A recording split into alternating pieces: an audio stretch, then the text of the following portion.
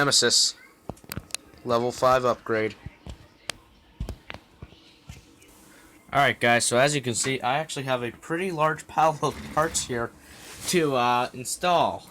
So I'm just going to quickly go through them all. I've got this blue rear bumper mount, which I've had for a while, but I actually lost it. I forgot where I had put it, and I found it recently, so now I have it, you know. So I'm going to go ahead and install this. I have an RPM rear shock tower, because I actually broke the rear shock tower on Nemesis. I'm pretty sure it was yesterday that happened, which I'll show you in a minute.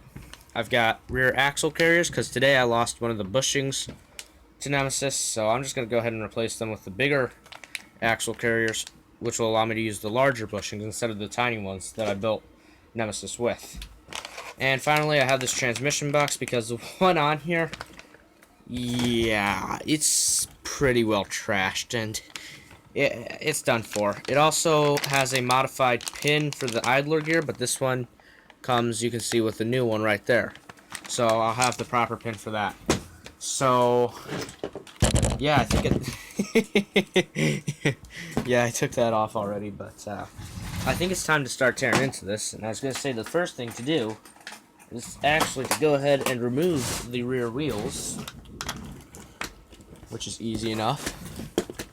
And once I do that, I'll need to also unplug the motor from the ESC and remove the 4 screws that hold in the shock tower. Alright, now I can go ahead and remove the camber links, which are holding with the screw on each of the shock towers, as well as one on the other side of the axle carrier. I'm going to also remove the screws that hold in the shocks. There's one on top and one on bottom for each shock. Alright, as you can see, these half shafts actually went ahead and fell out because there's nothing left to hold them in. But you know what? That's not a problem at all. Now I can remove the 4 pins that are holding the A-arms to anything at all, really. There's a pin on the inside that holds the pin that holds the A-arm to the transmission box, and there's a pin that holds the old axle carriers in place. I also need to remove the motor, which is held in with 2 screws right here.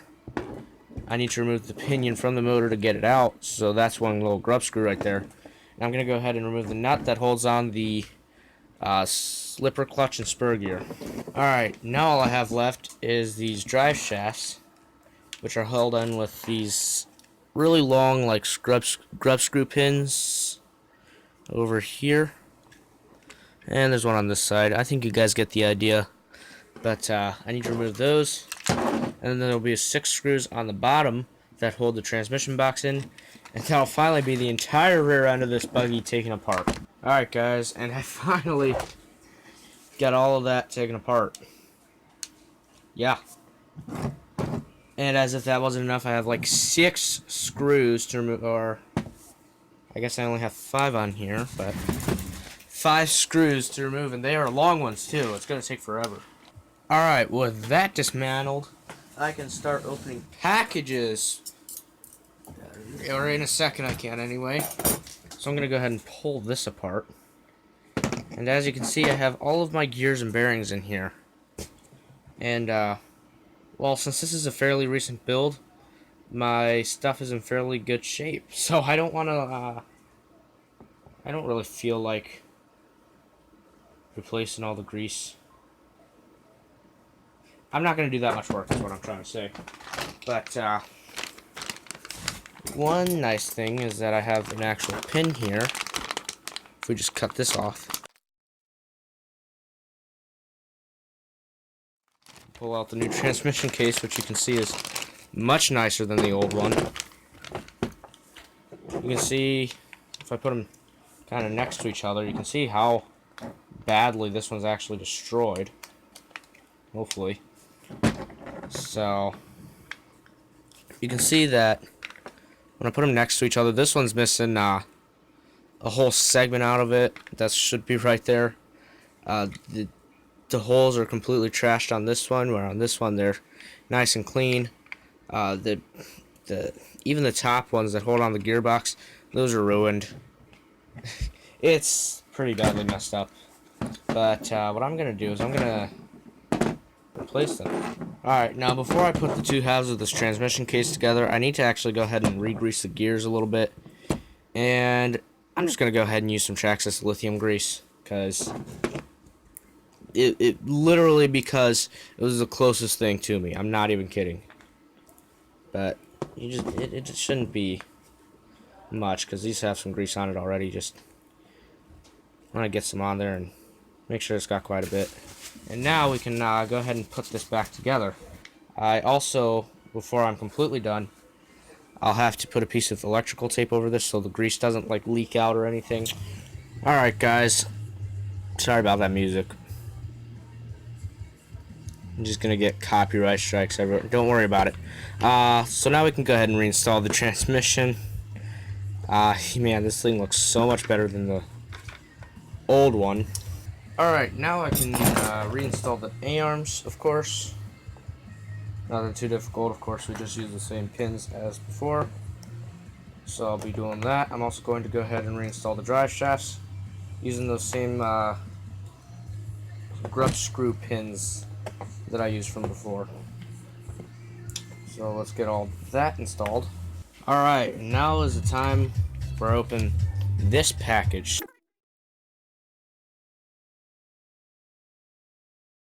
they give you the shock tower, of course, and some stickers, which are beautiful. Lovely stickers. The rest is trash.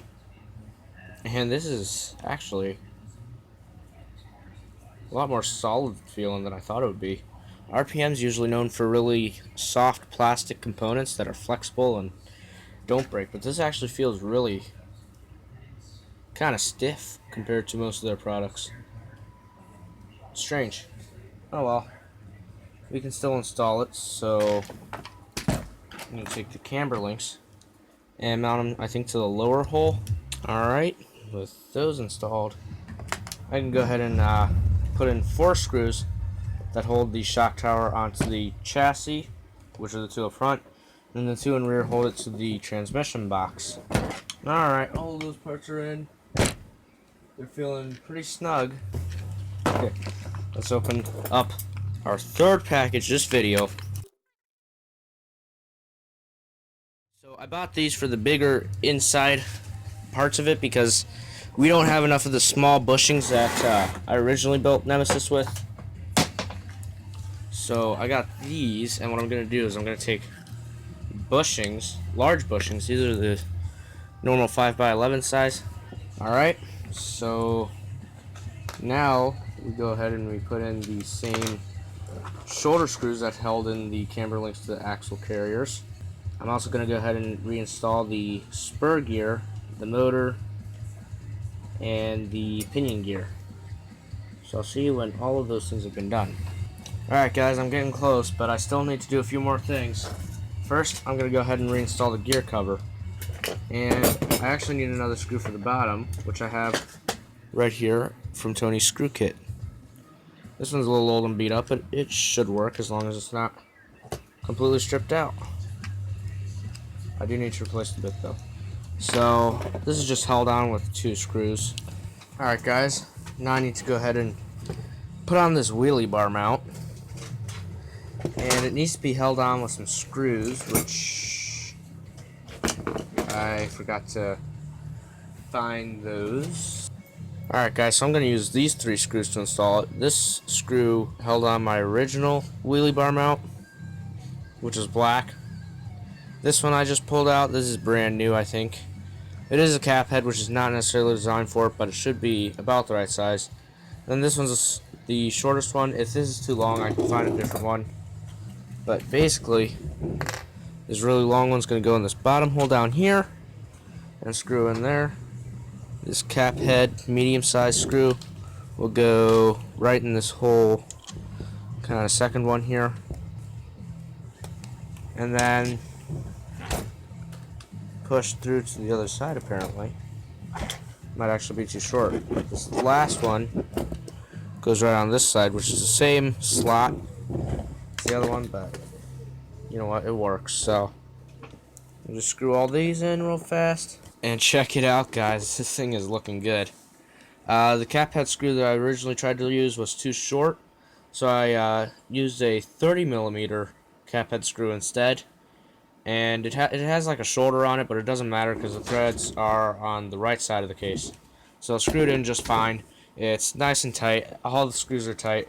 It's feeling good. So all I have to do now is put on the wheels again. Alright guys, and Nemesis is finally put back together and looking good. The suspension is working properly, which is not something that happened when the shock tower was broken. Everything's feeling sturdy. Nothing feels like it wants to fall off or fall out. Pretty dang good.